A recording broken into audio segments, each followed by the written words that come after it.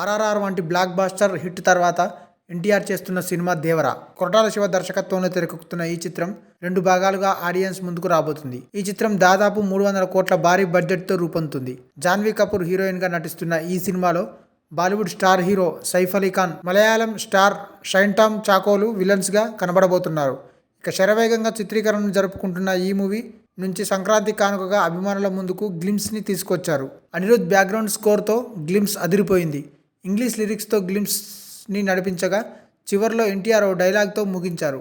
ఈ సముద్రం చేపల కంటే కత్తుల్ని నెత్తురునే ఎక్కువగా చూసినట్టుంది, అందుకేనేమో దీనిని ఎర్ర సముద్రం అంటారు అనే డైలాగ్ ఫ్యాన్స్కి గూస్ బంప్స్ తెప్పించేలా ఉంది. జూనియర్ ఎన్టీఆర్ టెరిఫిక్గా ఉన్నాడు. కొరటాల శివ జూనియర్ ఎన్టీఆర్ల కాంబినేషన్లో గత చిత్రాలతో పోలిస్తే ఇందులో వైలెన్స్ ఎక్కువగానే ఉంది.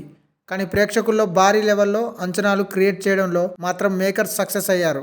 సముద్రంలో కంటైనర్లతో ఉన్న నౌక ఉండడం, దాని మీదకు కొందరు ఎక్కి కంటైనర్లు సముద్రంలో దించేయడంతో గ్లిమ్స్ ప్రారంభమవుతుంది. అందులోకి కొందరు మనుషులు దూకాక సముద్రం ఎర్రగా మారుతుంది. ఆ వెంటనే సముద్రం ఒడ్డున తారక్ యాక్షన్ సీక్వెన్స్ని చూపించారు. ఈ సీక్వెన్స్లో వచ్చే బ్లడ్ మూన్ షాట్ మొత్తం గ్లిమ్స్కే హైలైట్. ఎర్ర సముద్రం నేపథ్యంలో ఈ సినిమా కథ జరగనుందని తారక్ డైలాగ్ను బట్టి చెప్పవచ్చు.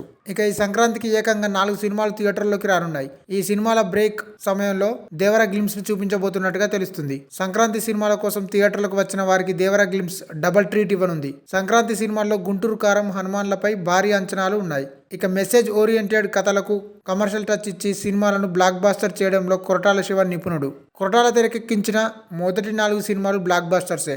కానీ ఆచార్యతో మొదటి ఫ్లాప్ను అందుకున్న కొరటాల దేవరాతో ఎలాగైనా తిరిగి సక్సెస్లోకి రావాలని అనుకుంటున్నాడు. ఆ తపన గ్లిమ్స్లోనే కనిపిస్తుంది. ఈ వీడియో మీకు నచ్చినట్టయితే లైక్ చేయండి, షేర్ చేయండి, కమెంట్ చేయండి, సబ్స్క్రైబ్ చేయండి.